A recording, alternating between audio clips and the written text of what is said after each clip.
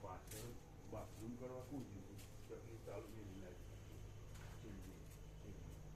પાછળ બાર છે ને પેશાબ કરવાનું એમાં છેલ્લી ચકલી ચાલુ હતી કોણ દીધું ધ્યાન રાખવાનું નકર ટોકું ખાલી થઈ જાય જો આવું કરશે ભૂલીને હેડવાનું નહીં શું થયું ચકલી ચાલુ નહીં કઈ ચકલી પેશાબ કરવા જોઈએ છે તમારામાંથી જ કોઈ બીજું કોણ અમે જઈને બંધ કરીએ ચાલુ હતી કાલે ચાલુ હતી અત્યારે અચ્છા પછી શું કર્યું કરી બંધ કરીને આવ્યા હવે ભરાય નહીં ખાલી થઈ ગયું ટોકી તો ના ખાલી ના થાય પણ સતત ચાલુ રહે તો ખાલી થઈ જાય ને અત્યારે તો ચાલે એવું છે ને ફૂલ પાછું ક્યારે ફૂલ ક્યારે કરશે એ તો હવારે કરતા હશે એમ ને કેટલા વાગે ઉઠીને સવારે હોયથી દૂધ લઈને આવીને ચાલુ કરતા હશે બરાબર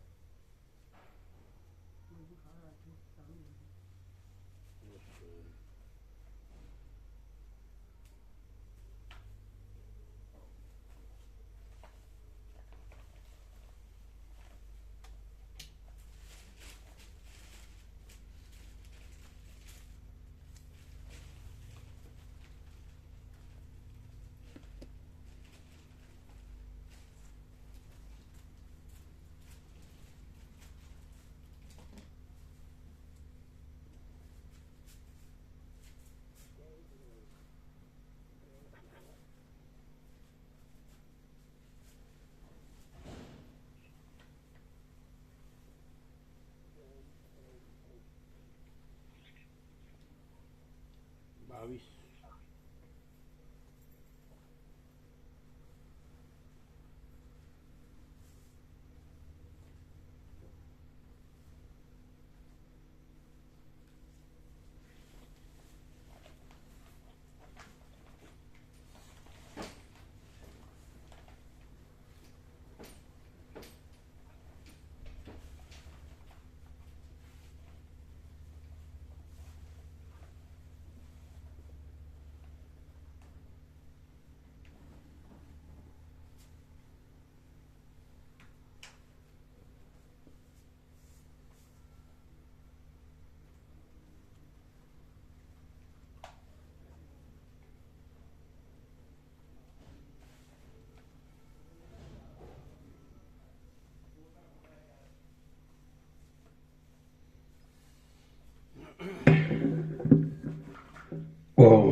ઓમ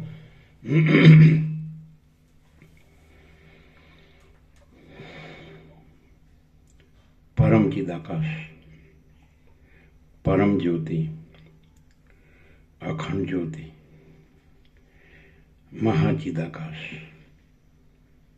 સ્વયં પ્રકાશ સંપૂર્ણ પ્રકાશ પૂર્ણ બ્રહ્મ અનંત તેજગન અનંત ચિદગન પરમાકાશ કેવલ અનંત શુદ્ધ તેજગન પરમાકાશ અખિલાત્મા પૂર્ણ બ્રહ્મ પરમાત્મા પરમ ચિદાકાશ પરમ જ્યોતિ અખંડ જ્યોતિ અનંત પૂર્ણ પરમ ચિદાકાશ परम शांति स्वयं सिद्ध स्वयं प्रकाश स्वयं पूर्ण स्वस्वरूप यही सब कुछ है, इसके सिवा कुछ नहीं है।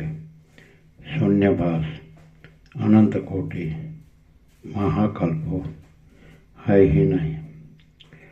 महाचिदाकाश स्वयं प्रकाश संपूर्ण प्रकाश महाचिदाकाश ज्योति अनंत अखंड अभेद महाचिदाकाश ज्योति महातत्व महासामान्य महाचिदाकाश स्वसंवेद्य सहज निर्विकल्प महाचिदाकाश परम कैवल्य परम शांति परम चिदाकाश अनंत पूर्ण निरपेक्ष सत्य અનંત, સંપૂર્ણ, અપરિય, નિર્ભ્રાંત, નિરપેક્ષ.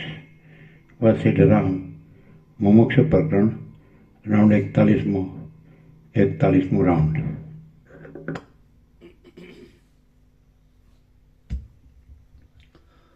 આદ્ય પરબ્રહ્મ સદગુરુ દેવ કી જય.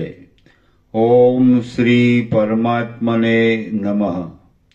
સદગ્રંથોમાં શિરોમણી શ્રી યોગ વાસિષ્ઠ મહારામાયણ, મુમુક્ષુ પ્રકરણ, સર્ગ 16મો, પેજ નંબર 100. સર્ગ 16મો, સત્સંગ વર્ણન. આ 16મા સર્ગમાં મોક્ષના ચોથા દ્વાર પર સત્સંગનું વર્ણન કરવામાં આવશે અને 4માં એકનું સેવન કરવાથી પણ મોક્ષ મેળવવાનું કહેવાશે. વશિષ્ઠ બોલ્યા, હે મહાબુદ્ધિમાન, વિશેષ કરીને માણસોને આ સંસાર તરી જવામાં સાધુઓનો સત્સમાગમ અહીં સર્વત્ર બહુ ઉપકારક છે. સાધુઓનો સત્સમાગમ એટલે સાધુઓનો એટલે બ્રહ્મને સંશય વિપર્ય રહિત અપરોક્ષપણે જાણનારાઓનો. સાધુઓનો એટલે બ્રહ્મને સંશય વિપર્ય રહિત અપરોક્ષપણે જાણનારાઓનો. વશિષ્ઠ બોલ્યા, હે મહાબુદ્ધિમાન, વિશેષ કરીને માણસોને આ સંસાર તરી જવામાં સાધુઓનો સત્સમાગમ અહીં સર્વત્ર બહુ ઉપકારક છે. જે મહાત્માઓ સાધુઓના સંગરૂપી વૃક્ષથી ઉત્પન્ન થયેલા વિવેકરૂપી સ્વચ્છ ફળને સાચવી રાખે છે, તેઓ મોક્ષની સંપત્તિના પાત્રરૂપ થાય છે. વિદ્વાન લોકોના સમાગમથી ઉજ્જળ ઘર પણ ધનાદિકથી ભર્યું જેવું લાગે છે. વિદ્વાન લોકોના સમાગમથી ઉજ્જળ ઘર પણ ધનાદિકથી ભર્યું જેવું લાગે છે. મરણ પણ ઉત્સવ જેવું લાગે છે અને આપત્તિ પણ સંપત્તિ જેવી લાગે છે. આ જગતમાં સાધુઓનો સત્સમાગમનો જય જયકાર છે. સાંભળ્યું? પેલું વાક્ય ઉજ્જળ ઘર. હા. વિદ્વાન લોકોના સમાગમથી ઉજ્જળ ઘર પણ ધનાદિકથી ભરી જેવું લાગે છે. આ તો કોઈને સમજાય તો નહીં હોય ને, સમજાય નહીં ને, ઉપરથી જાય ને. ઉજ્જળ ઘર. વિદ્વાન લોકોના સમાગમથી ઉજ્જળ ઘર પણ ધનાદિકથી ભર્યું જેવું લાગે છે. તો બધું વિપરીત ચાલતા હોય ને, ચક્કર બધા ઊંધા, એટલે સાચું અનુભવાય નહીં ને. ક્લિયર અનુભવાય, ખબર પડે, ચિહ્ન ખબર પડે. ચલો, જો તમે કંઈક કહો તો ઊંધું લાગે, કારણ કે ઊંધું સાચું લાગતું હોય ને તો સીધું ઊંધું લાગે. સમજાય? ચાલો. એટલે ઉજ્જળ ઘરને લીધે બ્રહ્મપદ છે કે બ્રહ્મપદને લીધે ઉજ્જળ ઘર ભર્યું લાગે છે? બ્રહ્મપદ. પણ હવે જેને બ્રહ્મપદ ન દેખાતું હોય અને જે ખરેખર સાચું નથી એ દેખાતું હોય તો એને એમ લાગે આ ઉજ્જળ છે એમ.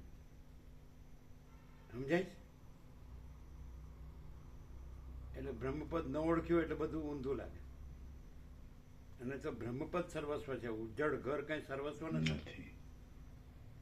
ચાલો, સમજ में आया आपको?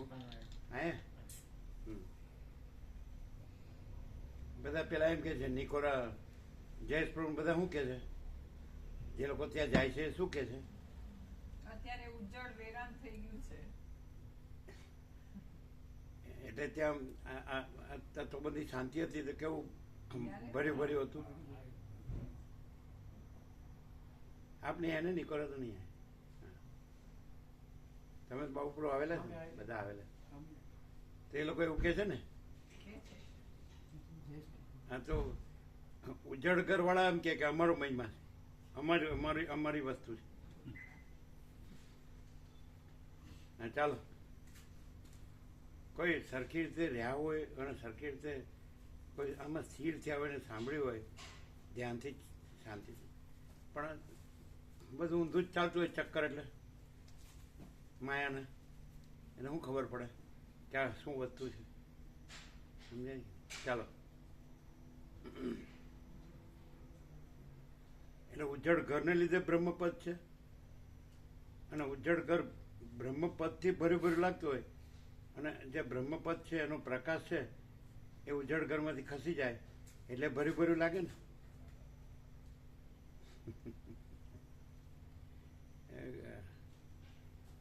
આ બધી ચાલો.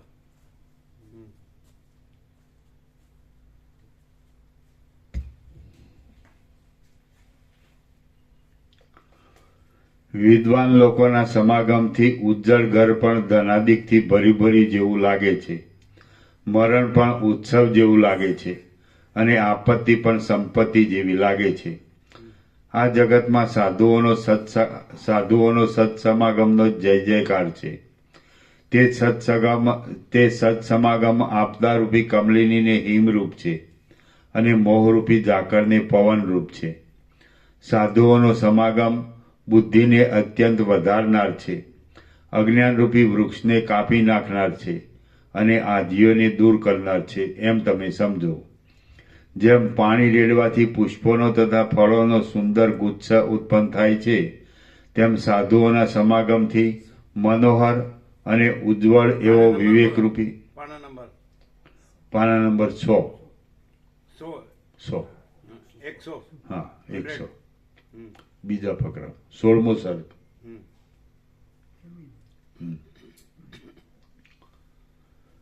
સાધુઓનો સમાગમ બુદ્ધિને અત્યંત વધારનાર છે, અજ્ઞાનરૂપી વૃક્ષને કાપી નાખનાર છે, અને આધિઓને દૂર કરનાર છે, એમ તમે સમજો. જેમ પાણી રેડવાથી પુષ્પોનો તથા ફળોનો સુંદર ગુચ્છ ઉત્પન્ન થાય છે, તેમ સાધુઓના સમાગમથી મનોહર અને ઉજ્જવળ એવો વિવેકરૂપી ઉત્તમ દીપક પ્રગટે છે. સાધુ સંઘની વિભૂતિઓ નાશરહિત, બાધરહિત અને નિરંતર વધતી રહેતી સર્વોત્તમ વિશ્રાંતિને આપે છે. અત્યંત કષ્ટદાયી દશાને પામેલા અને પરવશ થયેલા માણસોએ પણ સાધુઓના સમાગમને જરા પણ છોડવો જોઈએ નહીં. અત્યંત કષ્ટદાયી દશાને પામેલા અને પરવશ થયેલા માણસોએ પણ સાધુઓના સમાગમને જરા પણ છોડવો જોઈએ નહીં. સંસારમાં સાધુઓના સમાગમો શુભ માર્ગના દીવારૂપ છે, હૃદયના અંધકારને હરનાર છે, અને જ્ઞાનરૂપી સૂર્યના પ્રકાશરૂપ છે. જે મનુષ્ય સત્સંગતિરૂપી શીતળ અને સ્વચ્છ ગંગામાં સ્નાન કરે છે, તેને દાનોનું, તીર્થોનું, તપોનું કે યજ્ઞનું શું પ્રયોજન છે? જે મનુષ્ય સત્સંગતિરૂપી શીતળ અને સ્વચ્છ ગંગામાં સ્નાન કરે છે, તેને દાનોનું, તીર્થોનું, તપોનું કે યજ્ઞોનું શું પ્રયોજન છે? હે નિષ્પાપ, વિષયોમાં રાગ વિનાના, કપાઈ ગયેલા સંદેહવાળા અને દેહાદિકના અધ્યાસથી રહિત થયેલા સાધુ પુરુષો જો મળે તો પછી તપનું અને તીર્થયાત્રાનું શું કામ છે? હે નિષ્પાપ, વિષયોમાં રાગ વિનાના, કપાઈ ગયેલા સંદેહવાળા અને દેહાદિકના અધ્યાસથી રહિત થયેલા સાધુ પુરુષો જો મળે તો પછી તપનું અને તીર્થયાત્રાનું શું કામ છે? જેમ દરિદ્રી મનુષ્ય મણીઓને પરમ પ્રયત્નથી જોયા કરે છે, તેમ સમજુ મનુષ્ય વિશ્રાંતિ પામેલા મનવાળા સાધુઓને પરમ પ્રયત્નથી જોયા કરવા જોઈએ. જેમ લક્ષ્મીજી અપ્સરાઓના સમૂહમાં વિષ્ણુના સમાગમથી અને રૂપથી શોભ્યા હતા, તેમ બુદ્ધિઓના સમુદાયમાં સાધુઓના સમાગમથી અને સદ્ગુણોથી બુદ્ધિમાન પુરુષોની બુદ્ધિ સર્વદા શોભે છે. જે ભાગ્યશાળીએ સાધુઓના સમાગમને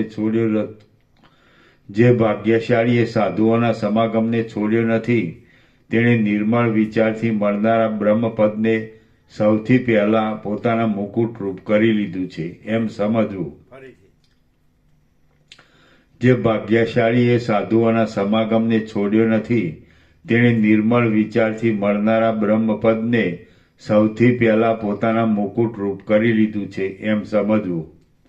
અધ્યાસથી રહિત થયેલા બ્રહ્મપદને જાણનારા અને સગડાઓને પ્રિય લાગનારા સાધુઓને સર્વ ઉપાયથી સેવવા જોઈએ, કારણ કે તેઓ સંસારરૂપી સમુદ્રમાં તરવાના સાધનો રૂપ છે. જે મનુષ્યોએ નરકરૂપી અગ્નિને મેઘની પેઠે ઠારી દેનારા સાધુઓને રમતમાં પણ દીઠા નથી, તે મનુષ્યો નરકરૂપી અગ્નિઓને સૂકા ઈંધણાની જેમ કામ આવે છે. દારિદ્ર્ય, મરણ અને દુઃખ ઇત્યાદિ વિષયોની ભ્રાંતિઓ સાધુઓના સમાગમરૂપી ઔષધોથી સંપૂર્ણ રીતે ટળી જાય છે. માણસોને સંતોષ, સાધુઓનો સંગ, વિચાર અને સમ એ જ સંસારરૂપી સમુદ્રમાંથી તરવાના ઉપાયો છે. સંતોષ એ પરમ લાભ છે, સત્સંગ એ પરમ ગતિ છે, વિચાર એ પરમ જ્ઞાન છે અને સમ એ પરમ સુખ છે. સંતોષ એ પરમ લાભ છે, સત્સંગ એ પરમ ગતિ છે, વિચાર એ પરમ જ્ઞાન છે અને સમ એ પરમ સુખ છે. એ ચાર સંસારને ભેદવાના નિર્મળ ઉપાયો છે. જેમણે એમનો અભ્યાસ કર્યો હોય છે તેઓ મોહરૂપી જળવાળા સંસારરૂપી સમુદ્રને તરી ગયા છે એમ સમજવું. જેમણે એમનો અભ્યાસ કર્યો હોય તેઓ મોહરૂપી જળવાળા સંસારરૂપી સમુદ્રને તરી ગયા છે એમ સમજવું. હે સુબુદ્ધિમાનોમાં શ્રેષ્ઠ. અહીંયા ચારે ચાર પૂરેપૂરા છે કે નહીં? પૂરેપૂરા. કે થોડા ઓછા વધતા છે? જરાય નહીં. મામા પ્રભુ, અહીં ચારે ચાર પૂરેપૂરા છે કે થોડા ઓછા વધતા છે?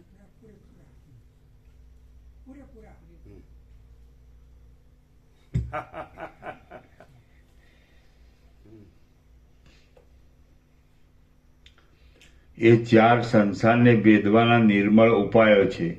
જેમણે એમનો અભ્યાસ કર્યો હોય છે તેઓ મોહરૂપી જળવાળા સંસારરૂપી સમુદ્રને તરી ગયા છે એમ સમજવું. હે સુબુદ્ધિમાનોમાંના શ્રેષ્ઠ, એ ચારમાંથી નિર્મળ ફળ આપનારા એકનો પણ જો અભ્યાસ થાય તો ચારેયનો અભ્યાસ થઈ જાય છે. એ ચારમાંનો એક પણ ચારને ઉત્પન્ન કરનાર છે.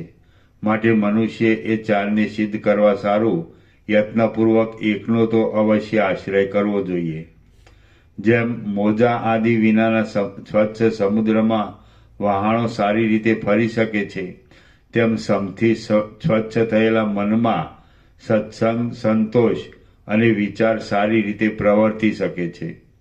જેમ કલ્પવૃક્ષોનો આશ્રય કરનારા પ્રાણીને લૌકિક સંપત્તિઓ સાંપડે છે, તેમ વિચાર, સંતોષ, સમ અને સત્સંગરૂપી કલ્પવૃક્ષનો આશ્રય કરનારા જીવને જ્ઞાનની સંપત્તિ સાંપડે છે.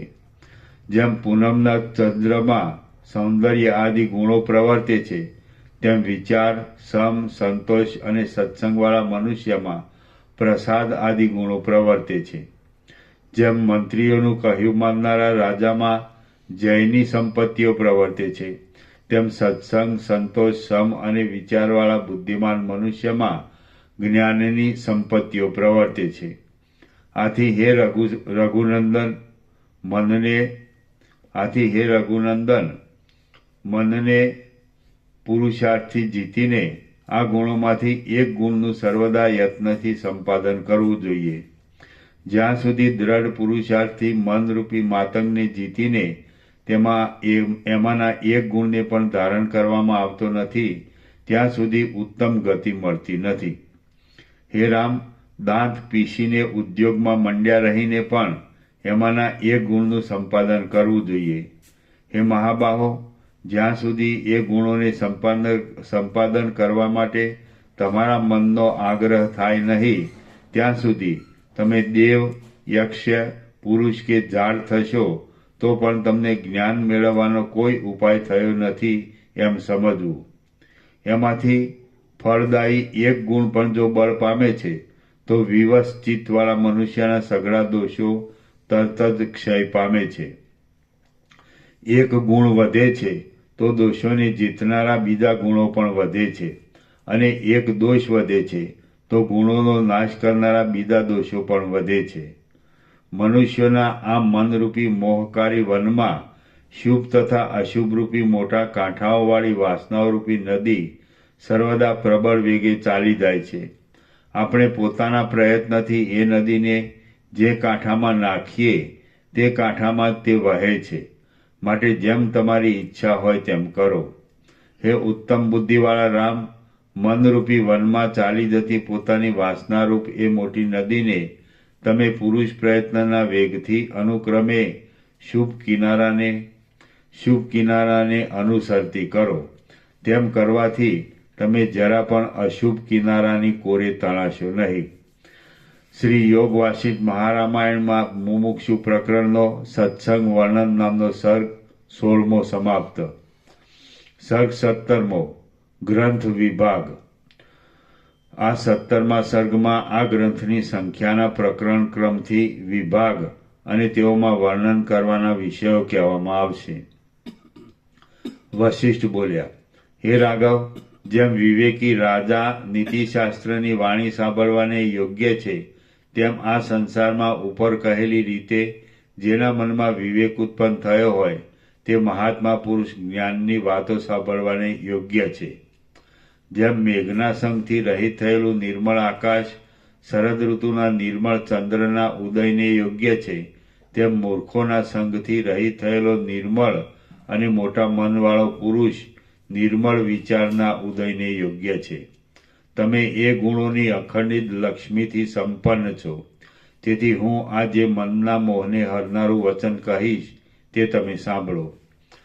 જેનું પુણ્યરૂપી કલ્પવૃક્ષ ફળોના ભારથી લચીને મુક્તિ આપવા માટે જ સજ્જ ઊભું હોય તે જીવને આ સાંભળવાની સૂઝ જાગે છે. કલ્યાણને વાસ્તે પવિત્ર,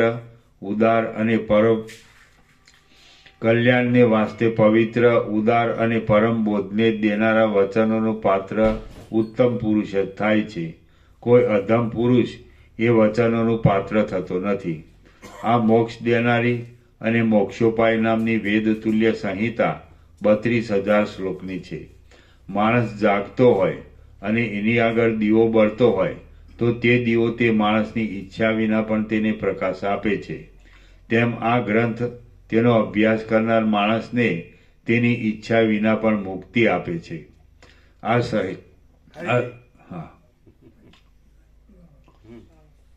માણસ જાગતો હોય અને એની આગળ દીવો બળતો હોય તો તે દીવો તે માણસની ઈચ્છા વિના પણ તેને પ્રકાશ આપે છે. તેમ આ ગ્રંથ તેનો અભ્યાસ કરનાર માણસને તેની ઈચ્છા વિના પણ મુક્તિ આપે છે. આ સંહિતા પોતાની મેળે જ અભ્યાસ કરીને સમજી હોય અથવા વર્ણન કરતા બીજા કોઈના મુખથી સાંભળી હોય તો ગંગાજી જેમ તરત પાપ તાપની શાંતિ કરી પરમ સુખ આપે છે, તેમ તે તરત જ સઘળી ભ્રાંતિની શાંતિ કરી પરમ સુખ આપે છે.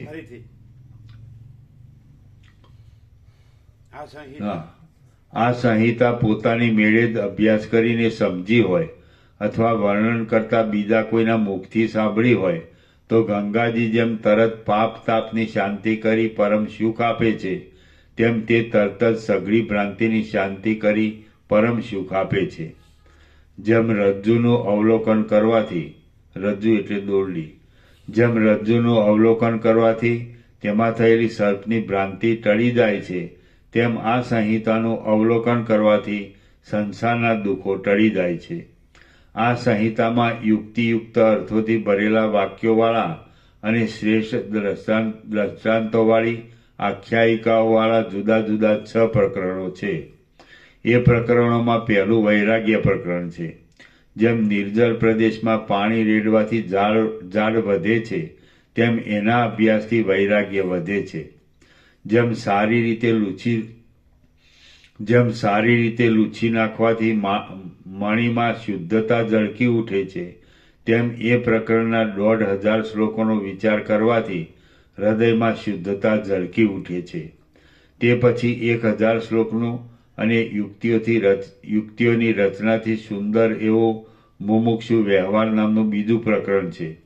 તેમાં મુમુક્ષુ માણસોના સ્વભાવનું વર્ણન કર્યું છે.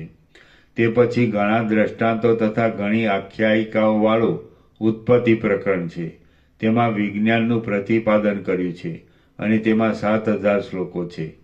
તેમાં હું અને આ એવા રૂપવાળી જગત સંબંધી દ્રષ્ટાની તથા દ્રશ્યોની વિચિત્રતા ઉત્પન્ન થઈ જ નથી, છતાં પણ ભ્રાંતિને લીધે તે ઉત્પન્ન થયેલી જણાય છે એ વિશે વર્ણન કર્યું છે.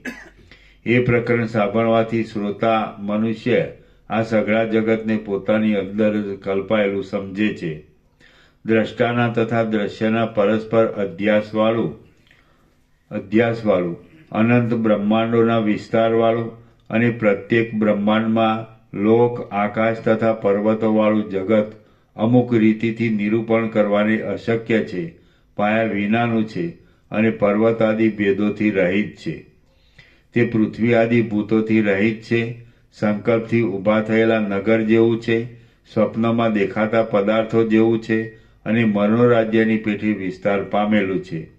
વ્યર્થ દેખાવોથી તે ગંધર્વ નગર જેવું છે, બે ચંદ્રની ભ્રાંતિ જેવું છે અને ઝાંઝવાના પાણી જેવી સ્થિતિવાળું છે. તે વહાણ ચાલતા પર્વતો ચાલવાના ભ્રમ જેવું છે. સત્યથી તથા પુરુષાર્થથી રહિત છે.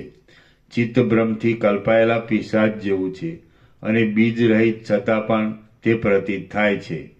તે મનમાં પ્રતિભાસ પામતા કથાના યુદ્ધાદિક વિષયો જેવું છે. આકાશમાં કલ્પાયેલી મોતીની માળા જેવું છે અને સુવર્ણમાં કડાની પેઠે તથા જળમાં તરંગની પેઠે તે માત્ર કલ્પિત નામરૂપવાળું છે.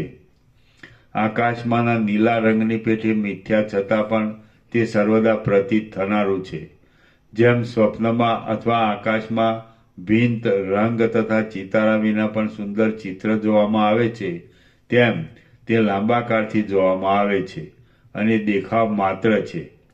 જેમ ચિત્રમાં આલેખેલો અગ્નિ સાક્ષાત અગ્નિ નહીં હોવા છતાં પણ અગ્નિ કહેવાય છે, તેમ જગત પણ નામરૂપથી કહેવા માત્ર જ છે. વિચાર કરતા તે રહેતું નથી. તેથી તે જગત શબ્દના જનાર અર્થને અનુસરતું છે. તે તરંગોમાં ભ્રાંતિથી કલ્પાયેલી કમળોની માળા જેવું છે. ક્યાંક જોયેલા નૃત્યની જેમ તે સ્મરણથી ઉઠી આવે છે. આકાશમાં ચકલાઓની ભારે ચીચિયારીઓ સંભળાતા છાતી પર હાથનો ભાર દઈને સૂતેલા પુરુષને તળાવની જે ભ્રાંતિ થાય છે તેના જેવું તે છે. તે ગ્રીષ્મ ઋતુમાં પાંદડા વગરના સુકાયેલા તથા છીનબીન થયેલા વન જેવું છે. તે મરવા પડેલા માણસના ચિત્તની પેઠે દંગદડા વિનાનું છે. તે પર્વતની ગુફાની પેઠે ઘોર અંધારાવાળું, ઉજ્જળ અને ભયંકર છે. તે અંધકારવાળી ગુફામાં કલ્પનાથી થતા એક નાચ જેવું છે. તે ઘેલા માણસની ચેષ્ટા જેવું છે. તે અજ્ઞાનરૂપી ટાઢા ઝાકળના વરસાદવાળું છે. શરદ ઋતુના આકાશ જેવા નિર્મળ બ્રહ્મમાં ઉઠેલું છે અને થાંભલામાં કોતરેલા તથા ભીંતમાં આલેખેલા ચિત્રો જેવું છે.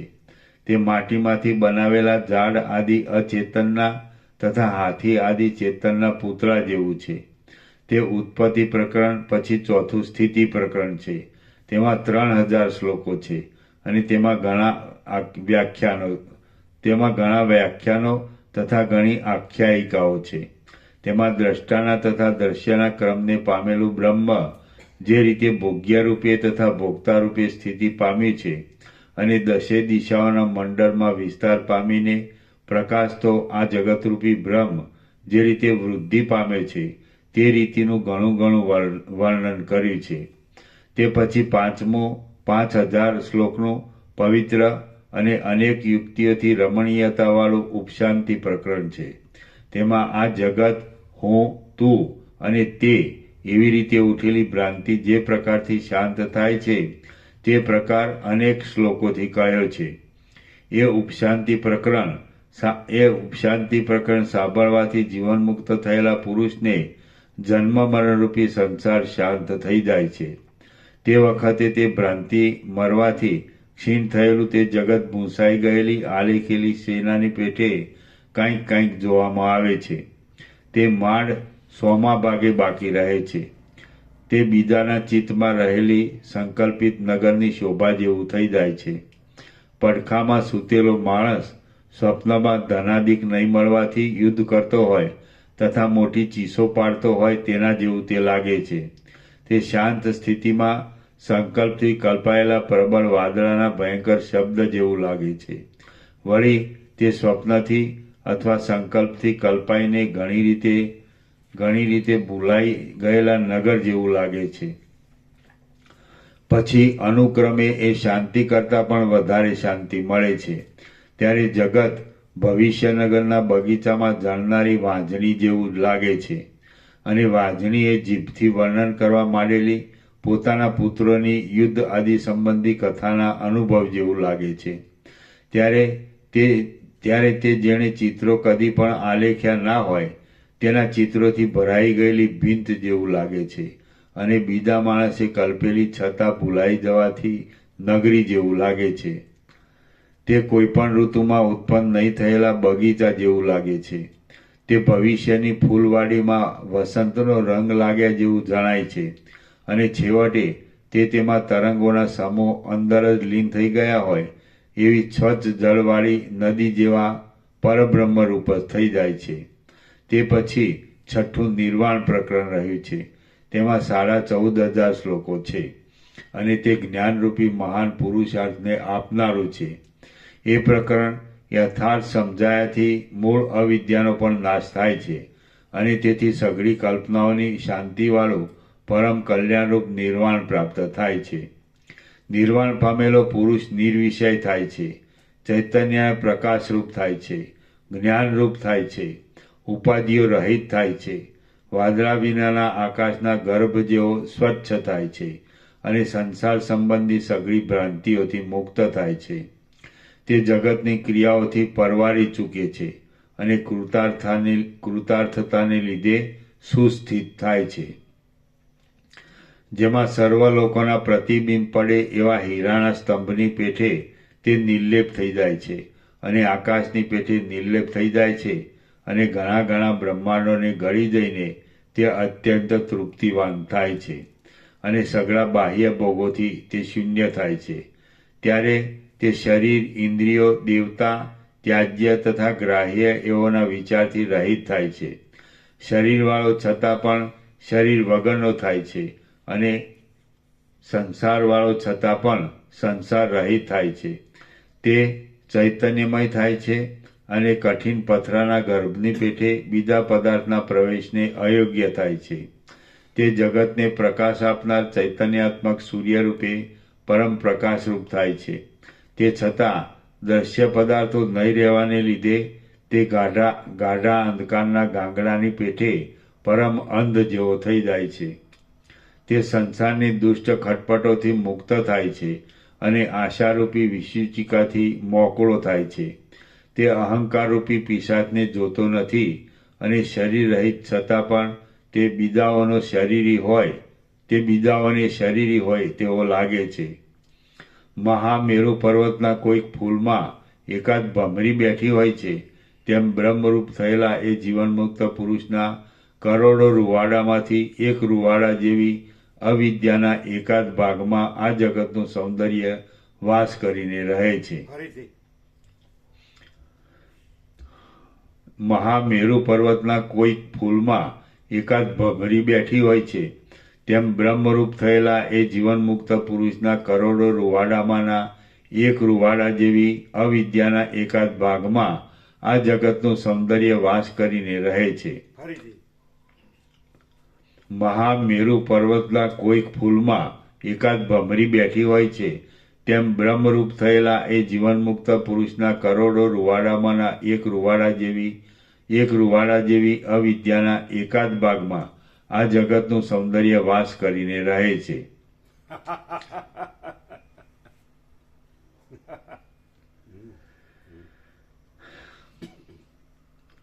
જે વ્યાપક ચૈતન્યરૂપ પરબ્રહ્મના ઉદરમાં એક પરમાણુ જેટલા ભાગમાં હજારો બ્રહ્માંડની રચનાઓને બનાવીને જુએ છે તે પરબ્રહ્મ જીવનમુક્તના સ્વરૂપભૂત છે. જે વ્યાપક ચૈતન્યરૂપ પરબ્રહ્મના ઉદરમાં એક પરમાણુ જેટલા ભાગમાં હજારો બ્રહ્માંડોની રચનાઓને બનાવીને જુએ છે તે પરબ્રહ્મ જીવનમુક્તના સ્વરૂપભૂત છે. જે વ્યાપક ચૈતન્યરૂપ પરબ્રહ્મના ઉદરમાં એક એક પરમાણુ જેટલા ભાગમાં હજારો બ્રહ્માંડોની રચનાઓને બનાવીને જુએ છે તે પરબ્રહ્મ જીવન મુક્તના સ્વરૂપભૂત છે. જીવનમુક્ત થયેલા મહામતી પુરુષના હૃદયની વિશાળતાનું માપ સેંકડો અને લાખો વિષ્ણુઓથી, શિવોથી કે બ્રહ્માઓથી પણ કરી શકાતું નથી. ફરીથી જીવનમુક્ત થયેલા મહામતી પુરુષના હૃદયની વિશાળતાનું માપ સેંકડો અને લાખો વિષ્ણુઓથી, શિવોથી કે બ્રહ્માઓથી પણ કરી શકાતું નથી. ફરીથી જીવનમુક્ત થયેલા મહામતી પુરુષના હૃદયની વિશાળતાનું માપ સેંકડો અને લાખો વિષ્ણુઓથી, શિવોથી કે બ્રહ્માઓથી પણ કરી શકાતું નથી. કારણ કે સર્વોત્તમ બ્રહ્મરૂપ થયેલા જીવનમુક્તના હૃદયની વિશાળતા અપાર જ છે. કારણ કે સર્વોત્તમ બ્રહ્મરૂપ થયેલા જીવનમુક્તના હૃદયની વિશાળતા અપાર જ છે. કારણ કે સર્વોત્તમ બ્રહ્મરૂપ થયેલા જીવનમુક્તના હૃદયની વિશાળતા અપાર જ છે. શ્રી યોગવાસિષ્ઠ મહારામાયણમાં મુમુક્ષુ પ્રકરણનો ગ્રંથ વિભાગ નામનો સર્ગ 17મો સમાપ્ત. સત્તરાની 17.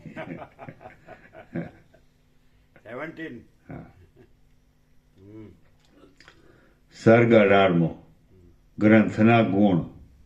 આ 18મા સર્ગમાં આ ગ્રંથના મુખ્ય ગુણો ફળોની સાથે કહેવામાં આવશે અને ઉપમાઓમાં કયા અંશો ગ્રહણ કરવા તે પણ કહેવામાં આવશે.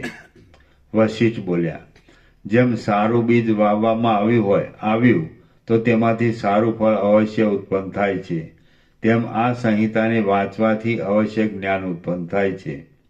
માણસે રચેલું શાસ્ત્ર પણ જો યુક્તિઓથી તત્વનો નિર્ણય કરાવતું હોય તો તેને ગ્રહણ કરવું, અને ઋષિએ રચેલું શાસ્ત્ર પણ જો તેવી રીતે નિર્ણય કરાવતું ન હોય તો તેને ત્યજી દેવું. માણસે રચેલું શાસ્ત્ર પણ જો યુક્તિઓથી તત્વનો નિર્ણય કરાવતું હોય તો તેને ગ્રહણ કરવું, અને ઋષિએ રચેલું શાસ્ત્ર પણ જો તેવી રીતે નિર્ણય કરાવતું ન હોય તો તેને ત્યજી દેવું. બુદ્ધિમાન પુરુષે ન્યાયની અનુસરતી પદ્ધતિ જ પકડવી જોઈએ. બુદ્ધિમાન પુરુષે ન્યાયને અનુસરતી પદ્ધતિ જ પકડવી જોઈએ. બાળકનું વચન પણ જો યુક્તિવાળું હોય તો તે સ્વીકારી લેવું, અને બ્રહ્માનું વચન પણ જો યુક્તિઓથી વિરુદ્ધ હોય તો તેને તણખલાની પેઠે છોડી દેવું. બાળકનું વચન પણ જો યુક્તિવાળું હોય તો તે સ્વીકારી લેવું, અને બ્રહ્માનું વચન પણ જો યુક્તિઓથી વિરુદ્ધ હોય તો તેને તણખલાની પેઠે છોડી દેવું. પાસે રહેલા ગંગાના જળને છોડી દઈને જે આ તો અમારા બાપનો કૂવો છે એવા આગ્રહથી તે કૂવાનું પાણી પીતો હોય તે હઠીલા પુરુષને કોણ સમજાવી શકે? પાસે રહેલા ગંગાના જળને છોડી દઈને જે આ તો અમારા બાપનો કૂવો છે એવા આગ્રહથી તે કૂવાનું પાણી પીતો હોય તે હઠીલા પુરુષને કોણ સમજાવી શકે?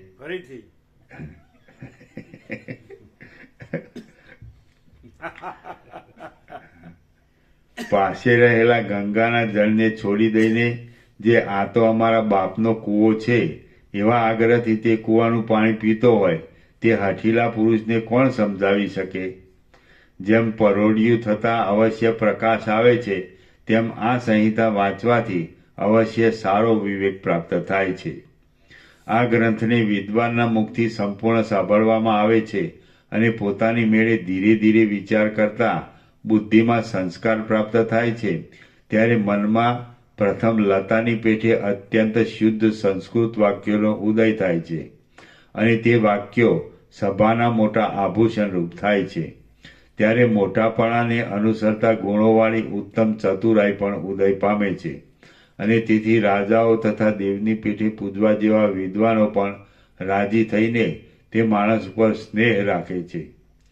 જેમ સારા નેત્રવાળો પુરુષ હાથમાં દીવો રાખે તો તે રાત્રે પદાર્થોના આગલા પાછલા ભાગોને જાણી શકે છે, તેમ બુદ્ધિમાન માણસ પણ આ ગ્રંથનો અભ્યાસ કરે તો તે સર્વ વિષયોના પૂર્વાપર સંબંધોને જાણી શકે છે. જેમ શરદ ઋતુ બેસતા દિશાઓના ધુમ્મસ ધીરે ધીરે સારી પેઠે ઓસરી જાય છે, તેમ આ ગ્રંથનો વિચાર કરતા બુદ્ધિના લોભ તથા મોહ આદિ દોષો ધીરે ધીરે સારી પેઠે ઓછા થતા જાય છે. તમારે કેવળ બુદ્ધિમાં વિવેકને દ્રઢ કરવાનો અભ્યાસ રાખવો, કારણ કે અભ્યાસ વિના કોઈ ક્રિયા કોઈ પણ ફળ આપતી નથી. તમારે કેવળ બુદ્ધિમાં વિવેકને દ્રઢ કરવાનો અભ્યાસ રાખવો, કારણ કે અભ્યાસ વિના કોઈ ક્રિયા કોઈ પણ ફળ આપતી નથી. જેમ શરદ ઋતુમાં મોટું તળાવ સ્વચ્છ થાય છે, તેમ આ ગ્રંથના અભ્યાસથી મન સ્વચ્છ થાય છે. જેમ મંદરાચલ નીકળી ગયા પછી સમુદ્ર અત્યંત સ્થિર થઈ ગયો હતો, તેમ મન ત્યાં અત્યંત સ્થિર થઈ જાય છે. આ ગ્રંથનો અભ્યાસ કર્યાથી મોહરૂપી કાજળ વિનાના અંધકારના પડદાને દૂર કરનારી અને પદાર્થોનો વિભાગ દેખાડનારી બુદ્ધિ રત્નના દીવાની આંચની પેઠે અત્યંત પ્રકાશી રહે છે. બાણો જેમ કવચવાળા મનુષ્યના મર્મસ્થળોને કાપી શકતા નથી, તેમ દીનતા અને દારિદ્ર્ય આદિ દોષોથી ભરેલા વિચારો જગતનું મિથ્યા તત્વ સમજનારા માણસોના ચિત્તોને ભેદી શકતા નથી. જગતનું મિથ્યાત્વ તત્વ સમજનારા માણસોના ચિત્તોને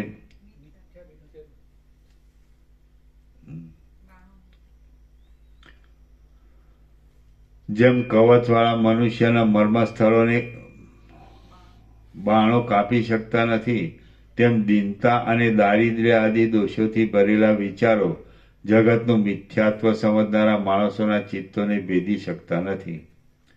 જેમ મોટો પથ્થર આગળ પડ્યો હોય તો પણ બાણો તેને ભેદી શકતા નથી, તેમ શાસ્ત્ર જાણનાર ચિત્ત આગળ રહ્યું હોય છતાં સંસારના મહાદુઃખદાયી ત્રાસો તેને ભેદી શકતા નથી. જો સંસારમાં જન્મ પ્રથમ થયો હોય તો પુરુષાર્થ મુખ્ય ગણાય, અને જો કર્મ પ્રથમ થયા હોય તો દૈવ મુખ્ય ગણાય. ત્યારે એમાંથી પ્રથમ શું થયું હશે ઇત્યાદિ અનેક સંશયો છે.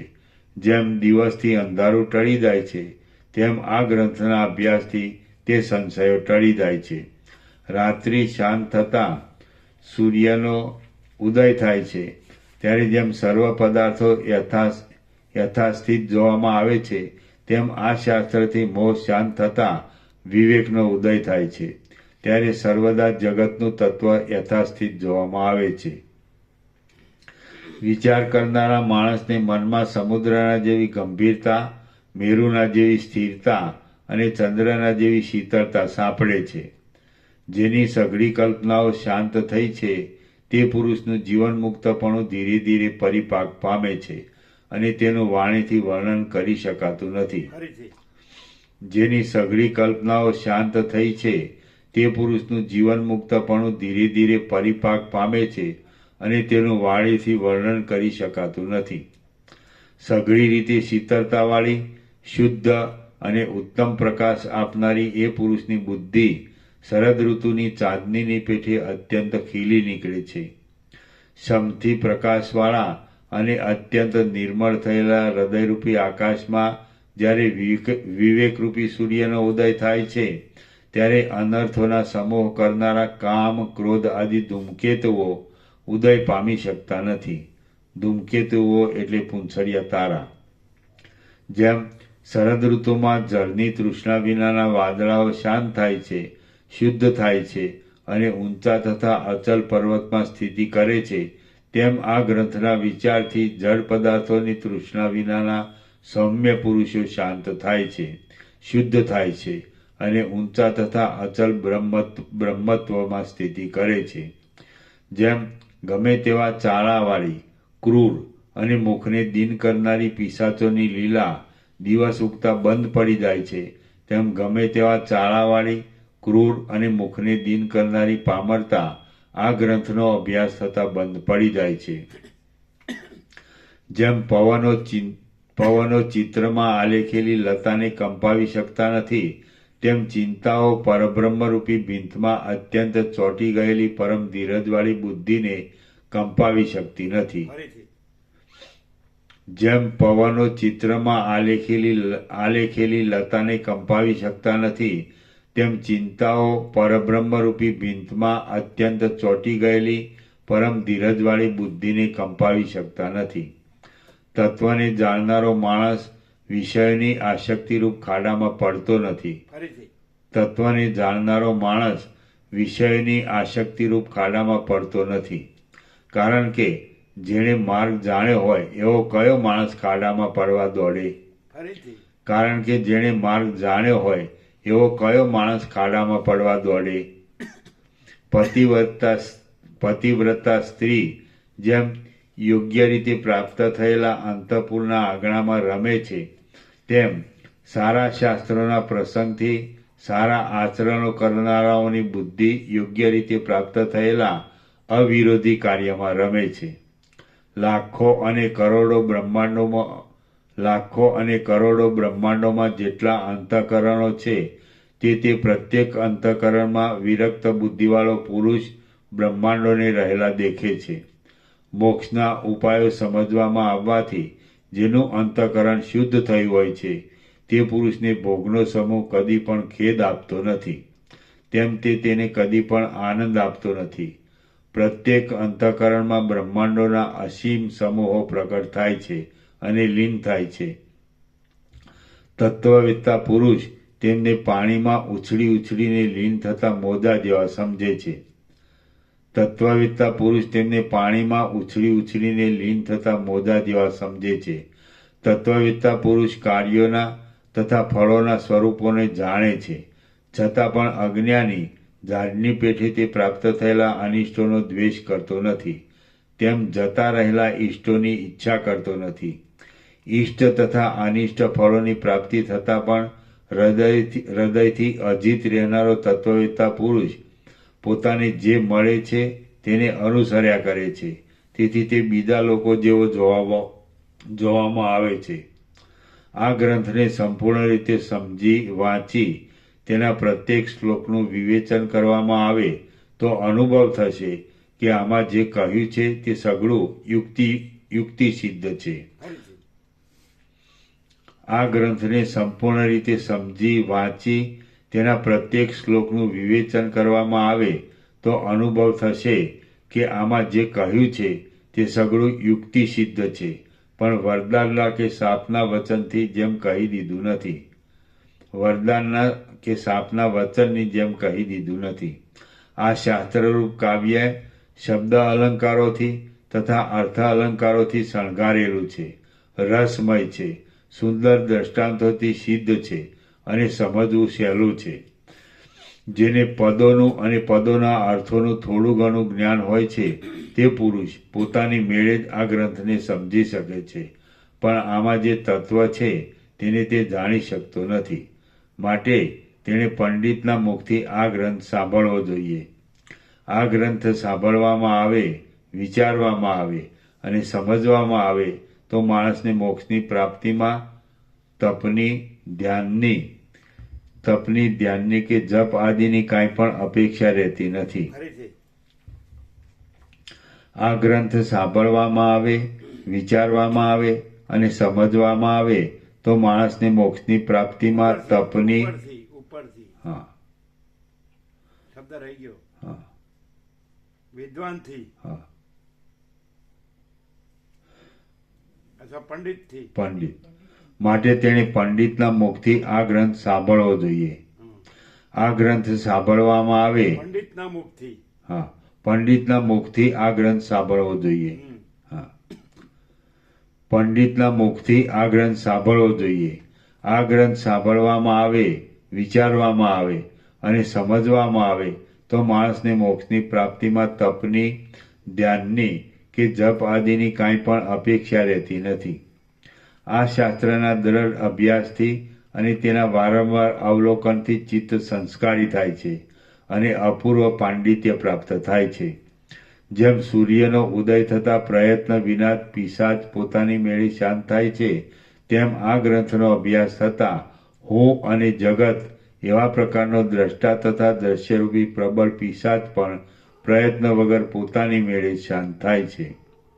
જેમ સ્વપ્નની ભૂલ જાગ્રત અવસ્થાથી જાણ્યામાં આવ્યા પછી કાંઈ પણ ભમાવતી નથી, તેમ હું અને જગત એવી રીતની દ્વૈતરૂપી ભૂલ પણ જ્ઞાનથી જાણ્યામાં આવ્યા પછી કાંઈ પણ ભમાવતી નથી. તે તો એમને એમ શાંત જ થઈ જાય છે. જેમ સંકલ્પથી ઉઠાવેલા નગરમાં આવ્યાથી પુરુષને હર્ષ કે શોક બાદ કરતા નથી, તેમ આ જગતરૂપી બ્રહ્મ જાણવામાં આવ્યાથી પુરુષને હર્ષ કે શોક બાદ કરતા નથી. જેમ સર્પના ચિત્રને ચિત્રરૂપે જાણવાથી તે સર્પ ભય આપનાર થતો નથી, તેમ જગતરૂપી સર્પને યથાર્થ રૂપે જાણ્યા પછી તે સુખ કે દુઃખને આપનાર થતો નથી. જેમ જાણવાથી ચિત્રના સર્પનું સર્પપણું એમને એમ નષ્ટ થઈ જાય છે, તેમ અધિષ્ઠાનને જાણવાથી સંસારનું સંસારપણું એમને એમ નષ્ટ થઈ જાય છે. અધિષ્ઠાન એટલે કલ્પિતના આધારરૂપ બ્રહ્મને. ફૂલને કે પાંદડાને વીંખી નાખવામાં થોડોક પરિશ્રમ પડે છે, પણ તેટલો થોડો પરિશ્રમ પણ અધિષ્ઠાનરૂપ બ્રહ્મને જાણવાથી વીંખી નાખવામાં પડતો નથી. ફૂલને કે પાંદડાને વીંખી નાખવામાં થોડોક પરિશ્રમ પડે છે, પણ તેટલો થોડો પરિશ્રમ પણ અધિષ્ઠાનરૂપ બ્રહ્મને જાણવાથી વીંખી નાખવામાં પડતો નથી.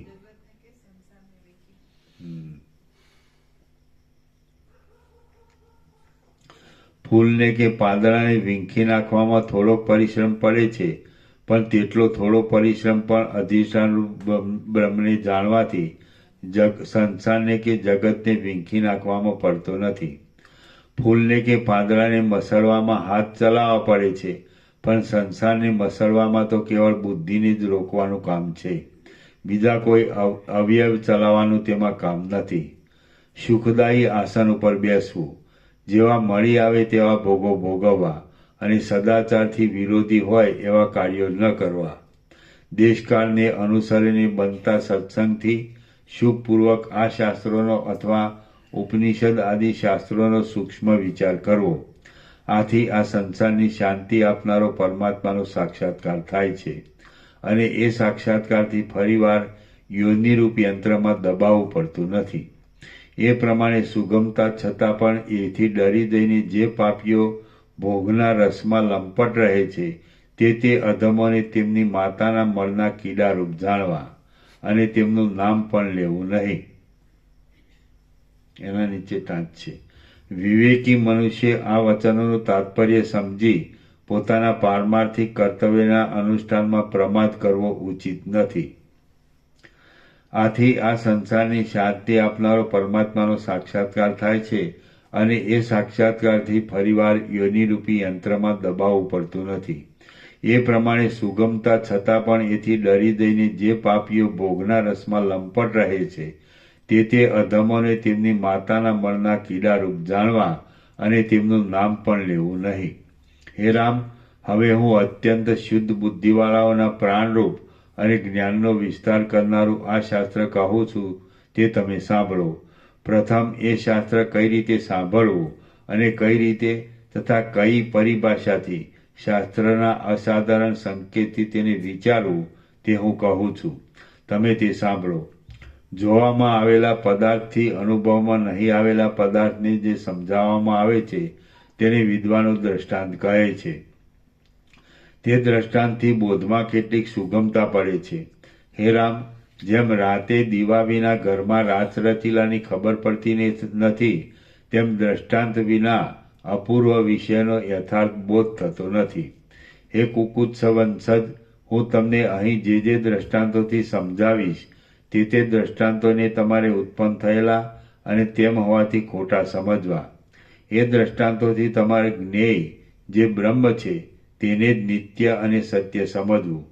એક પરબ્રહ્મ વિના બીજા જે કાંઈ ઉપમાનો અને ઉપમેયો છે તે સગળા સ્પષ્ટ રીતે કોઈના કાર્યરૂપ છે અને કોઈના કારણરૂપ છે. ઉપમાનો એટલે જેમની ઉપમા આપીએ તે, અને ઉપમેયો એટલે જેમને ઉપમા આપીએ તે. એક પરબ્રહ્મ વિના બીજા જે કાંઈ ઉપમાનો અને ઉપમેયો છે તે સગળા સ્પષ્ટ રીતે કોઈના કાર્યરૂપ છે અને કોઈના કારણરૂપ છે. બ્રહ્મના ઉપદેશમાં તમને જે દ્રષ્ટાંત કહેવામાં આવે તેમાંથી એક અંશની સરખાઈ લેવી, પણ સઘળા અંશોની સરખાઈ મેળવવાનો આગ્રહ રાખવો નહીં. તમને અહીં બ્રહ્મ તત્વ સમજવા તમને અહીં બ્રહ્મ તત્વ સમજાવવા માટે જે દ્રષ્ટાંત આપવામાં આવે તે દ્રષ્ટાંતને તમારે જગતની અંદરનું અને સ્વપ્ન સંબંધી પદાર્થ જેવું સમજવું. આ પ્રમાણે પરિભાષા જાણી રાખવાથી નિરાકાર બ્રહ્મમાં સાકાર દ્રષ્ટાંત કેમ લાગુ પડે એવી મૂર્ખ લોકોની તાર્કિક શંકાઓને અવકાશ જ રહેશે નહીં. તર્કશાસ્ત્રમાં અસિદ્ધ અને વિરુદ્ધ આદિ જે દોષો કહેલા છે તે ઉપર ચોટ રાખીને બીજા લોકો કદાચ દ્રષ્ટાંતોમાં દૂષણ આપે તો પણ જગત સ્વપ્ન જેવું જ છે, માટે કશું દૂષણ લાગુ પડશે નહીં. કેટલાક તાર્કિક લોકો કહે છે કે જાગ્રત અને સ્વપ્ન સરખા કેમ ગણાય, પણ વાસ્તવિક રીતે વિચારીએ તો જેમ સ્વપ્ન પૂર્વકાળમાં કે પરકાળમાં રહેતું નથી અને વર્તમાન કાળમાં પણ અનિર્વચનીય રૂપે રહે છે, તેમ જાગ્રત પણ પૂર્વકાળમાં કે પરકાળમાં રહેતું નથી અને વર્તમાન કાળમાં પણ અનિર્વચનીય રૂપે રહે છે. એ વાત વિદ્વાનોથી માંડીને તે બાળક સુધી સર્વમાં અનુભવ સિદ્ધ છે.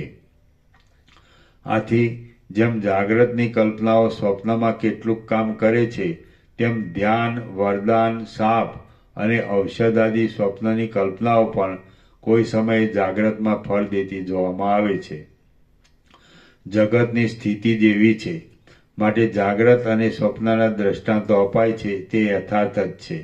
મોક્ષના ઉપાયરૂપ ગ્રંથો કરનારાઓએ બીજા પણ જે ગ્રંથો કરેલા છે. જાગ્રતને ફરીથી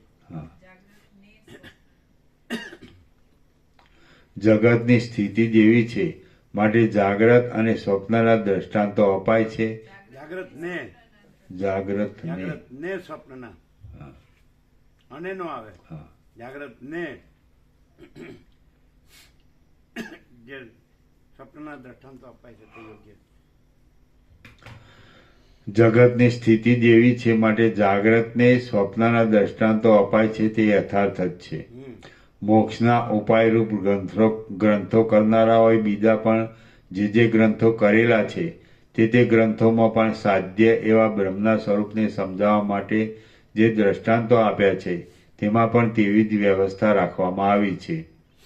વેદમાં અને શાસ્ત્રમાં જગતનું સ્વપ્ન સમાનપણું સમજાવવામાં આવે છે, પણ તે સમજીને વાત કરી બીજાને ગળે ઉતરાવવું તે તુરત બની શકે એમ નથી. વેદમાં અને શાસ્ત્રમાં જગતનું સ્વપ્ન સમાનપણું સમજાવવામાં આવે છે, પણ તે સમજીને વાત કરી બીજાને ગળે ઉતરાવવું તે તુરત બની શકે એમ નથી, કારણ કે પોતે સમજવા કરતાં બીજાને સમજાવવામાં વાણીનો ક્રમ સારી રીતે ગોઠવવો પડે છે. જગત સ્વપ્નની કલ્પના જેવું તથા માનસિક પૂજામાં કલ્પેલા નગર આદિ જેવું જ છે. માટે આ વિષયમાં જગતને એ જ દ્રષ્ટાંત લાગુ પડે છે, બીજા દ્રષ્ટાંતો લાગુ પડતા નથી. જેમ માટી એ ગઢા આદિનું કારણ છે, તેમ બ્રહ્મ કોઈનું કારણ નથી. તે છતાં બોધની અનુકૂળતા સારું બ્રહ્મને માટી આદિની ઉપમા આપવામાં આવે છે. તેવી ઉપમાઓમાં ઘણા પરિશ્રમો કરવા છતાં પણ સઘળા અંશોની સાથે સમાનતા મળી શકતી નથી. બુદ્ધિમાન પુરુષે બોધની અનુકૂળતા સારું નિર્વિવાદ થઈને ઉપમેયમાં એક અંશથી ઉપમાનના સાદ્રશ્યનો અંગીકાર કરવો. આ મણિ દીવા જેવો છે એમ લોકમાં કહેવામાં આવે છે. ત્યાં પણ દીવાની માત્ર પ્રભાનું જ મણિમાં સરખાપણું માનવામાં આવે છે, પણ એ સરખાપણામાં કોડિયા, તેલ તથા વાટ આદિનો સરખામણીમાં ઉપયોગ થતો નથી. જેમ દીવો પ્રભાના સરખાપણાથી મણિના સ્વરૂપને સમજાવે છે, તેમ સઘળા ઉપમાનો એક દેશના સાદ્રશ્યથી જ ઉપમેયના સ્વરૂપને સમજાવે છે.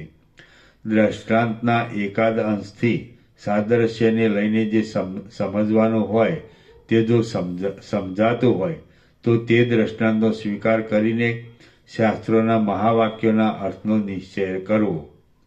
પણ કુતાર્કિકપણું રાખીને જેઓથી અનુભવનું ખંડન જ થાય એવા અપવિત્ર વિકલ્પોથી પરમ પુરુષાર્થને ધક્કો પહોંચાડવો નહીં.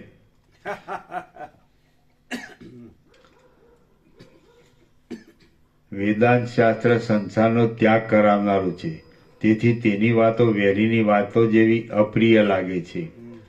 વેદાંત શાસ્ત્ર સંસારનો ત્યાગ કરાવનારું છે, તેથી તેની વાતો વેરીની વાતો જેવી અપ્રિય લાગે છે.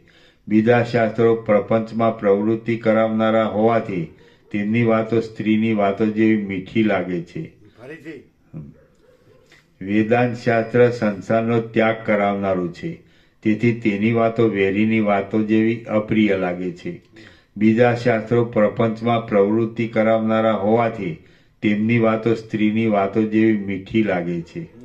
તો પણ અમે સિદ્ધાંત કર્યો છે કે વેરીની વાત પણ જો વિચારથી અનુભવ કરાવનારી હોય તો તેનો સ્વીકાર કરવો, અને સ્ત્રીની વાત પણ જો વેદોક્ત પુરુષાર્થથી ભ્રષ્ટ કરનારી હોય તો તેની બકવાદ રૂપ જ સમજવી. ફરીથી તો પણ અમે સિદ્ધાંત કર્યો છે કે વેરીની વાત પણ જો વિચારથી અનુભવ કરાવનારી હોય તો તેનો સ્વીકાર કરવો, અને સ્ત્રીની વાત પણ જો વેદોક્ત પુરુષાર્થથી ભ્રષ્ટ કરનારી હોય તો તેની બકવાદ રૂપ જ સમજવી, પણ પ્રમાણિક સમજવી નહીં. હે રામ, અમારી મતિ એવી છે કે તેથી જીવન મુક્તિરૂપ શુભ આપનાર વિધિ બુદ્ધિ. હે રામ, અમારી મતિ એવી છે કે તે જીવન મુક્તિરૂપ શુભ બુદ્ધિ આપનાર બુદ્ધિ પ્રાપ્ત થાય.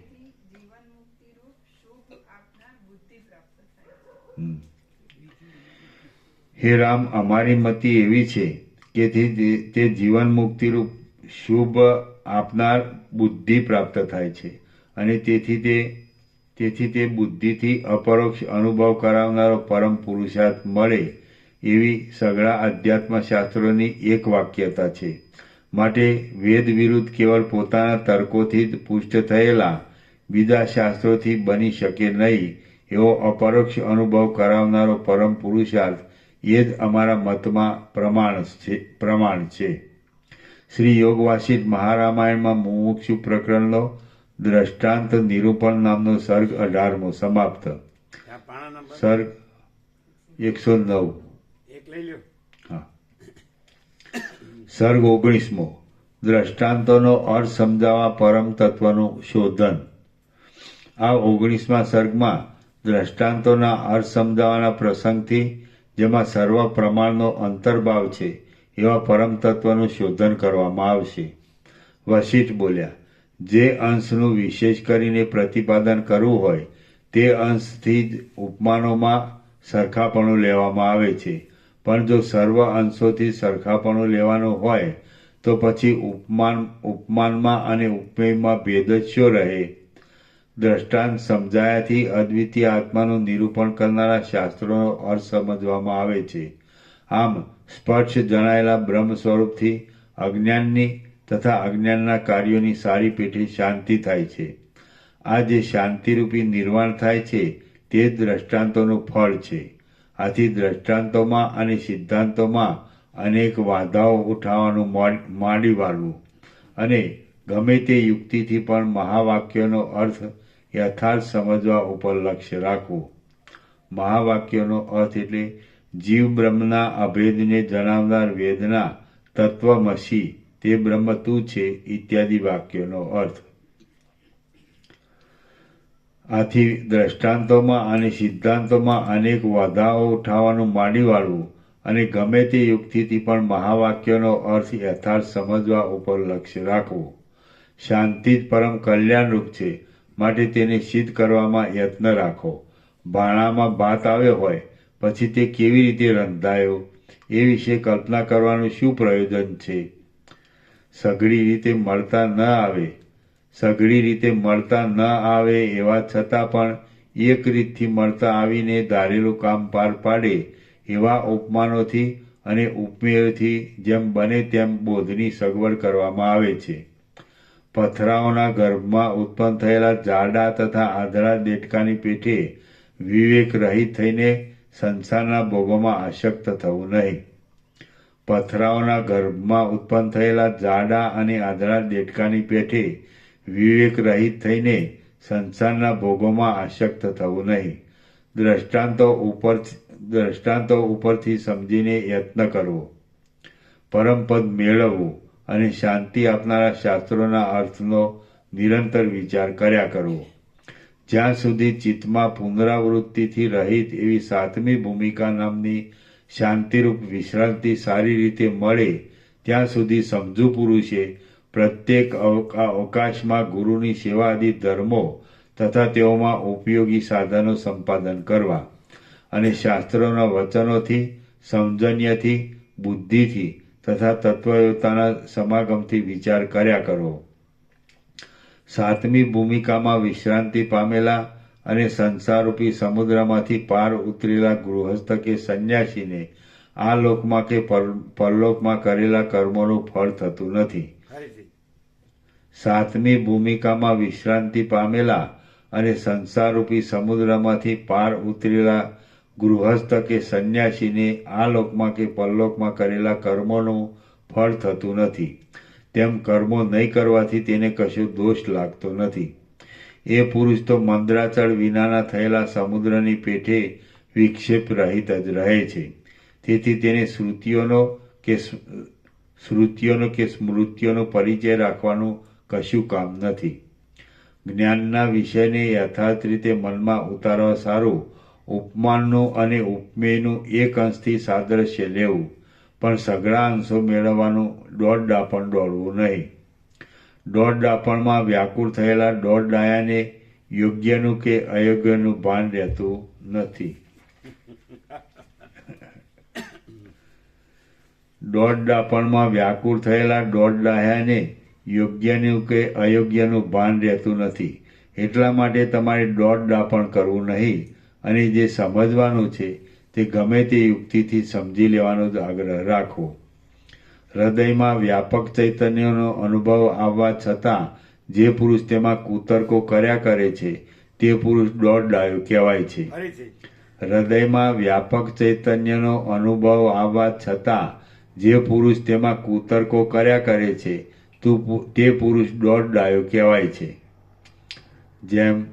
જેમ મેઘ નિર્મળ આકાશને મલિન કરી નાખે છે, તેમ જે મૂર્ખ મનુષ્ય અભિમાનથી ઉડતા જેમ મેઘ નિર્મળ આકાશને મલિન કરી નાખે છે, તેમ જે મૂર્ખ મનુષ્ય અભિમાનથી ઉડતા કલ્પનાના અંશોથી જ્ઞાનમાં ખોટા વાંધા નાખ્યા કરે છે તે મનુષ્ય પોતાના મનના નિર્મળ બોધને મલિન કરી નાખે છે.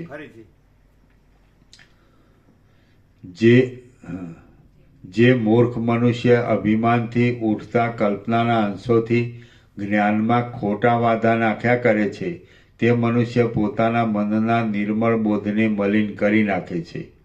હવે હું તમને એક મુખ્ય પ્રમાણરૂપ પ્રત્યક્ષ તત્વ કહું છું, તમે તે સાંભળો. જેમ સઘળા જળો સમુદ્રમાં વિશ્રાંતિ પામે છે, તેમ સઘળા પ્રમાણો એ મુખ્ય પ્રમાણરૂપમાં વિશ્રાંતિ પામે છે. સઘળી ઇન્દ્રિયોને સત્તા તથા સ્ફુરણ આપનાર જે મુખ્ય અખંડિત જ્ઞાન વિદ્વાનોમાં પ્રસિદ્ધ છે તે જ અનુભવથી સિદ્ધ એવું પ્રત્યક્ષ તત્વ કહેવાય છે.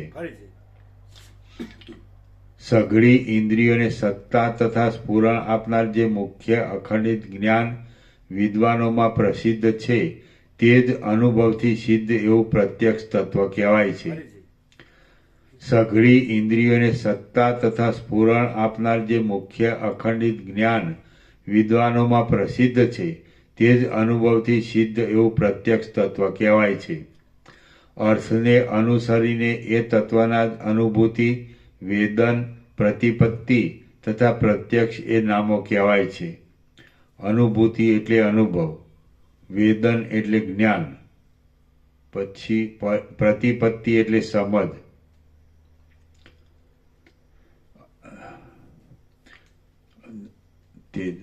અર્થને અનુસરીને તે તત્વના જ અનુભૂતિ, વેદન, પ્રતિપત્તિ તથા પ્રત્યક્ષ એ નામો કહેવાય છે. અને વ્યવહારની દશામાં એ જ આપણો જીવ કહેવાય છે. એ પ્રત્યક્ષ તત્વરૂપ અખંડિત જ્ઞાન વૃત્તિરૂપ ઉપાધિને લઈને સંવિત કહેવાય છે અને હું એથી પ્રતીતિને લઈને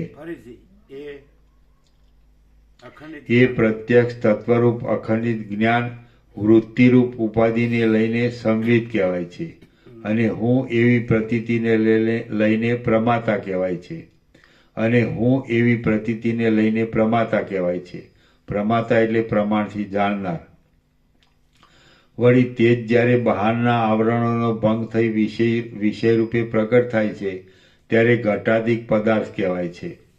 જેમ વાયુ આદિને લીધે જળ તરંગ આદિ રૂપે સ્ફુરે છે, તેમ અનેક પ્રકારના ભ્રમોને ઉત્પન્ન કરનારા સંકલ્પ વિકલ્પને લીધે એ જ તત્વ જગત રૂપે સ્ફુરે છે. એ બ્રહ્મ તત્વ કોઈનું પણ કારણ નથી, છતાં સૃષ્ટિના આરંભમાં તરત સૃષ્ટિ રૂપે સ્ફુરીને સૃષ્ટિના કારણરૂપ થયેલ છે. એટલે પોતે પોતામાં જ પોતાના કારણરૂપ થયેલ છે.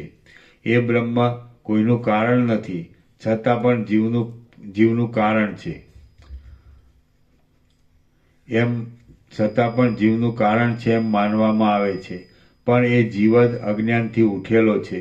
એટલે વાસ્તવિક રીતે તો બ્રહ્મ જીવનું કારણ નથી. જેમ બ્રહ્મ અવિદ્યાથી જીવરૂપ થયેલ છે, તેમ તે પ્રકૃતિમાં જગત રૂપે પણ પ્રગટ થયેલ છે. જ્ઞાન દશામાં એ બ્રહ્મ સાક્ષાત્કાર રૂપ થાય છે અને પોતાથી ઉત્પન્ન થયેલા પોતાના શરીર જગતનો નાશ કરીને તુરત પોતા જીવને પરમ વ્યાપક પ્રત્યક્ષ રૂપ કરે છે. જીવ જ્યારે સાક્ષાત્કારથી આત્માકાર થાય છે ત્યારે તે સાક્ષાત્કાર પણ કોઈ શબ્દથી કહી શકાય નહીં એવા પરમ સ્વરૂપથી રહે છે. પોતાની બુદ્ધિની, ઇન્દ્રિયોની અને કર્મોની સાથે જ્યારે ક્રિયારહિત થયેલું મન શાંત થાય છે ત્યારે તે પાછું ઉઠવાનું નહીં હોવાને લીધે જીવન મુક્તને કરેલા કર્મોથી કશું ફળ થતું નથી અને વિહિત કર્મો નહીં કરવાથી કશો દોષ પ્રાપ્ત થતો નથી. વિષયોનું સ્ફુરણ નહીં રહેવાથી મન જ્યારે શાંત થઈ જાય છે ત્યારે કર્મેન્દ્રિયો બંધ પાડેલા યંત્રની પેઠે કર્મ આદિમાં પ્રવર્તતી નથી. જેમ પાટિયા પર ગોઠવેલા લાકડાના બે ઘેટાઓના માથા ભટકાવવામાં તેમની અંદર રહેલી ખેંચવામાં આવતી દોરી કારણ છે, તેમ મનરૂપી યંત્રના ચાલવામાં વિષયનું સ્ફુરણ કારણ છે એમ વિદ્વાનોનો નિશ્ચય છે. જેમ ચલન વાયુની અંદર જ રહેલું છે, તેમ ઇન્દ્રિયોના તથા મનના વિષયોથી ખીચોખીચ ભરેલું જગત બ્રહ્મમાં જ રહેલું છે. શુદ્ધ અને સર્વના અધિષ્ઠાનરૂપ બ્રહ્મ જ્યારે જગત રૂપે દેખાય છે ત્યારે તે જાણે ઉત્પન્ન થયું હોય અને જાણે દિશા, કાળ, બાહ્ય પદાર્થો તથા માનસિક પદાર્થો આદિ અપાર દેહોવાળું થયું હોય એમ જણાય છે. દ્રશ્ય રૂપે ભાસતા દેહાદિકને જોઈને એ જ મારું સ્વરૂપ છે એમ મોહથી સમજી લેવામાં આવે છે, તો એ જ પરબ્રહ્મ જીવરૂપ થઈ જાય છે.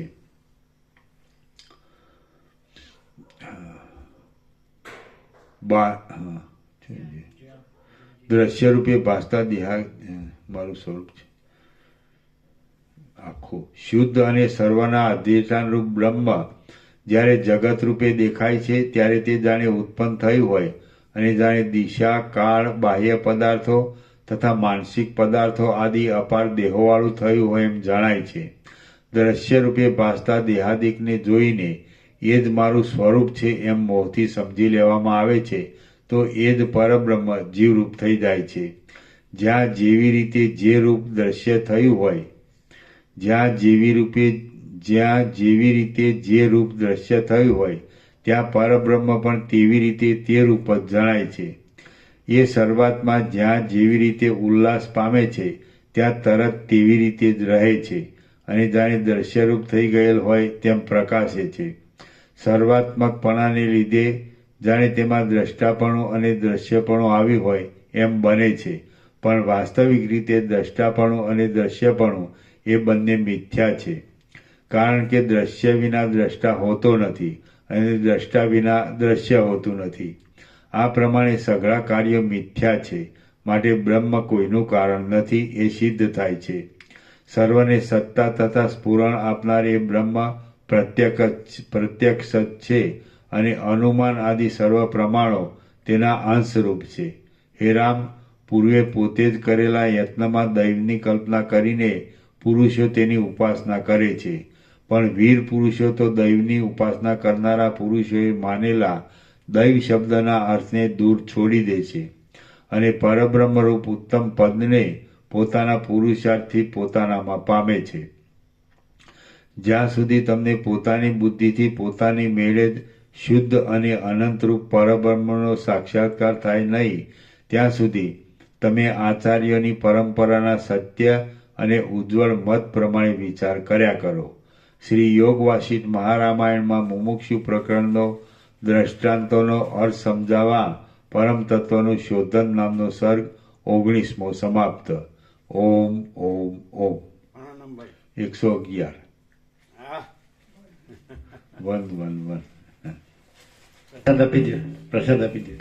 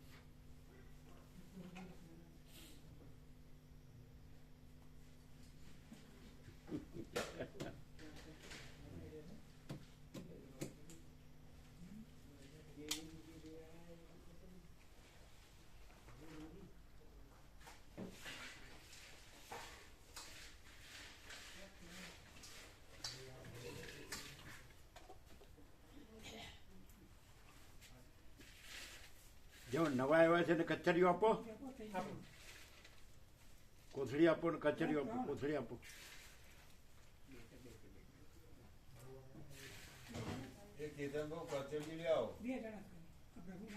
કચેરીઓ લાવો ને કોથળી આપો, કોથળી.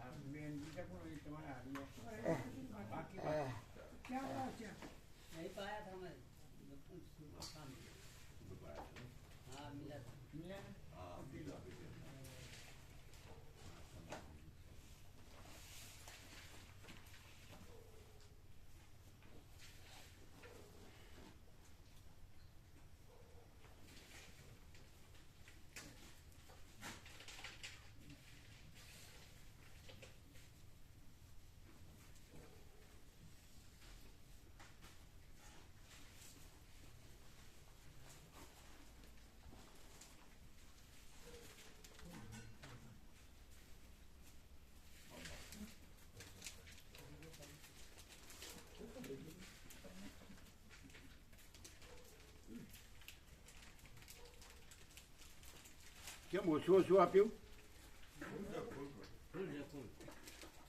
ફૂલ આપવું હતું ને.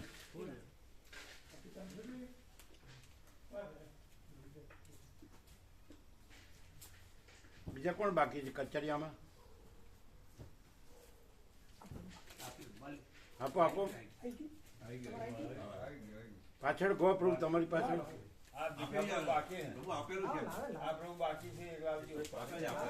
કોણ બાકી? હા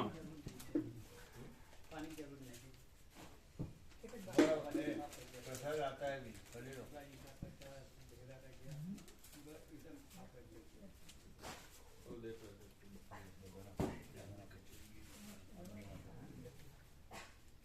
આ ઉભા છે ને પણ પેલા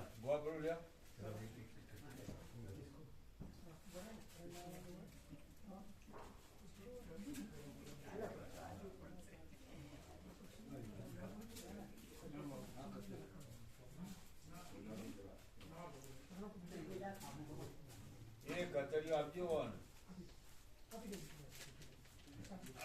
बाकी कचरिया बाकी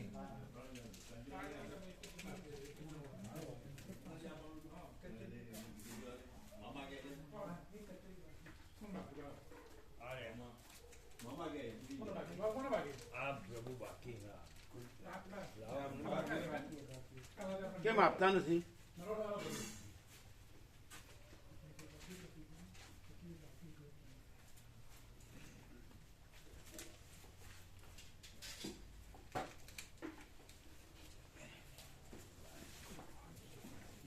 સવારે પ્રભુને કાલ સવારે બહાર જવું છે ગામડે, કાલ સવારે.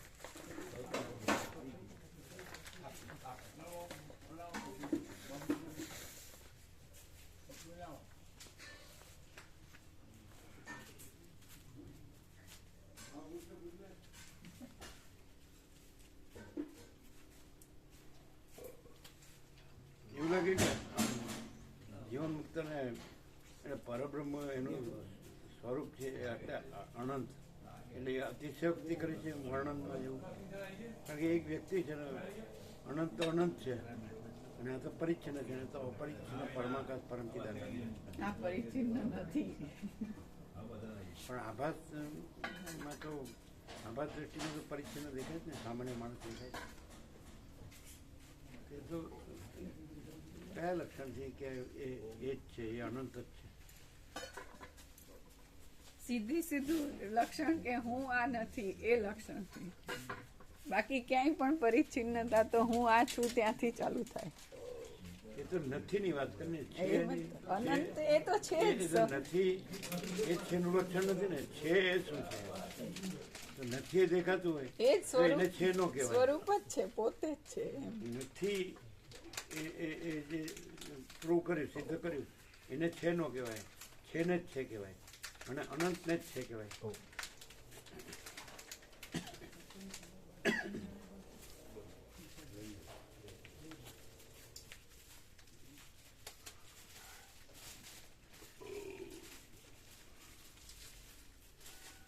સવારે કેટલા વાગે નીકળવાનું છે? 6 વાગે બહુ 6 વાગે. ચા પાણી નાસ્તો કરીને? હા.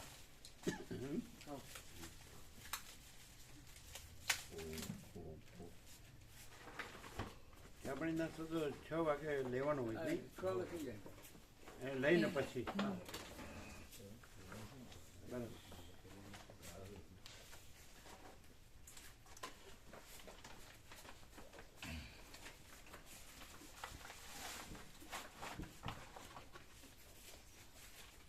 નથી એ છેનું લક્ષણ નથી અને છે એમાં નથી નથી. તો પછી નથી દેખાતું હોય તો નથી ને નથી સિદ્ધ કર્યું. એથી ત્યાં છે એ સિદ્ધ કેવી રીતે થાય?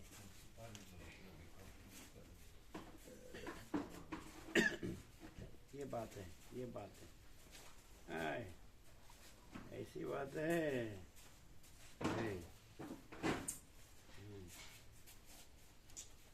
બોલો તમે બોલે એ છેલ્લું નથી. નથી ને નથી સિદ્ધ કરવા પણ નથી કારણ કે નથી.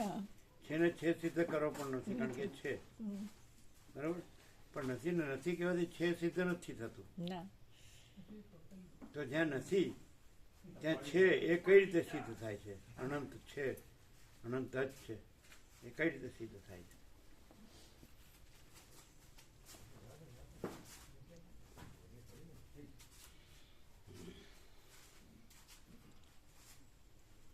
નથીનું કાંઈ ન રહ્યું હોય, નથીનું કાંઈ ન રહ્યું હોય અને છે એનું બધું જ પ્રકાશતું હોય. એ બોલો, તમે એવું નથી કીધું? નહોતું કીધું.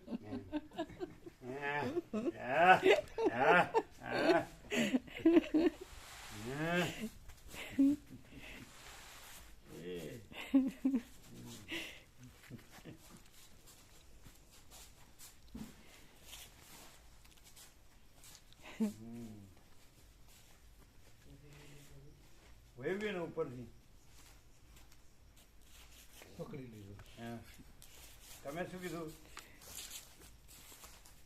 નથી હું કીધું. નથી ક્યાં છે તો એ તો નથી ને તમે સિદ્ધ કર્યું. એ સિદ્ધ કરવા પણ નથી કારણ કે તો નથી અને છે તો છે એને સિદ્ધ કરવા પણ નથી. પણ જ્યાં નથી એ સાવ કાંઈ નથી તો પછી ત્યાં છે કેવી રીતે સિદ્ધ થાય કે છે જે નથી એ સાવ કાંઈ નથી, જ્યાં છે એનું સાવ કાંઈ નથી અને છે નથી એનું સાવ કઈ નથી. એનું નથી એનું સાવ કઈ નથી અને છે એનું ભરપૂરપણું. બધું જ ભરપૂરપણું નહોતું કીધું, એનું બધું જ ત્યાં પ્રકાશ છે.